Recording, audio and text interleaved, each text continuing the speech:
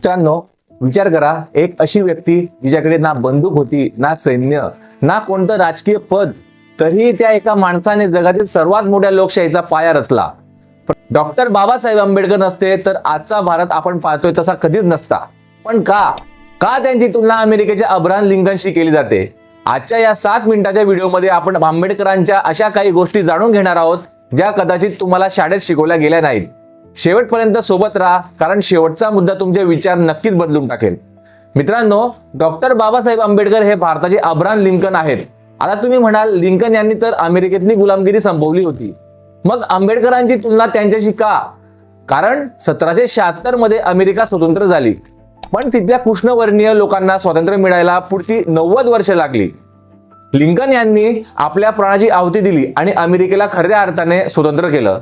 अगदी तसंच भारताला ब्रिटिशांपासून स्वातंत्र्य तर मिळालं, पण जातीय व्यवस्थेच्या गुलामगिरीत अडकलेल्या करोडो भारतीयांना माणूस म्हणून जगण्याचा हक्क फक्त आणि फक्त बाबासाहेबांमुळेच मिळाला. त्यांनी भारताला फक्त कायदा नाही तर सन्मान दिला. मित्रांनो, आपल्याला वाटतं की संविधान लिहिण्यासाठी एक मोठी कमिटी होती आणि सगळ्यांनी मिळून काम केलं, पण सत्य काही वेगळंच आहे. मसुदा समितीमध्ये 7 सदस्य होते, पण काय झालं माहितीये? एकाने तर कधी जॉईनच केलं नाही. एक सदस्य आजारी पडले, दोघे दिल्लीच्या बाहेर होते, एक देशाबाहेर निघून गेले आणि एकाने राजीनामा दिला. शेवटी त्या अवाढव्य भारताचं संविधान लिहिण्याची पूर्ण जबाबदारी एकट्या बाबासाहेबांच्या खात्यावर आली.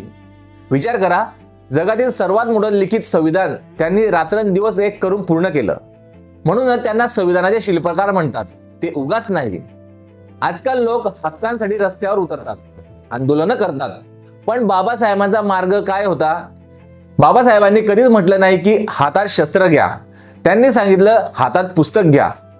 त्यांचं एक वाक्य आजही अंगावर काटा आणतं: शिका, संघटित व्हा आणि संघर्ष करा. मित्रांनो, वाचायचं म्हणजे काय? फक्त सिलेबस नाही, संविधान वाचा. तुमचे कायदे, IPC, CRPC समजून घ्या. जेव्हा तुम्हाला तुमचे अधिकार माहिती असतील तेव्हाच तुम्ही व्यवस्थेला प्रश्न विचारू शकाल. जो समाज विज्ञान आणि तंत्रज्ञान वाचत नाही तो कधीच प्रगती करू शकत नाही. मग ते आर्टिफिशियल इंटेलिजन्स असो किंवा आधुनिक विज्ञान, आपण शिकलंच पाहिजे. मित्रांनो, व्हिडिओच्या सुरुवातीला मी म्हणालो होतो की शेवटचा मुद्दा तुमचे विचार बदलेल. तो मुद्दा हाच आहे: फक्त स्वतःची प्रगती करणं म्हणजे यश नाही. जर तुम्ही शिकून मोठे अधिकारी झालात, डॉक्टर, इंजिनियर झालात, पण तुमच्या समाजाला मागे सोडून दिलत, तर ते शिक्षण व्यर्थ आहे. तुमची प्रगती ही समाजाची प्रगती असायला हवी. आपली ही नैतिक जबाबदारी आहे की आपण ज्या समाजातून आलो आहोत त्या समाजाला सोबत घेऊन पुढे जायचं. हाच खरा आंबेडकरवादी विचार आहे. तर मित्रांनो, डॉक्टर बाबासाहेब आंबेडकर हे फक्त एका समाजाचे नेते नव्हते, तर ते आधुनिक भारताचे निर्माते होते. मित्रांनो, शिक्षण हेच वाघिणीचं दूध आहे आणि जो तो प्राशन करेल तो गुरगुरल्याशिवाय राहणार नाही. तुम्हाला काय वाटतं? बाबासाहेबांचा कोणता विचार तुम्हाला सर्वात जास्त प्रेरणा देतो? कमेंट्स बॉक्समध्ये नक्की सांगा.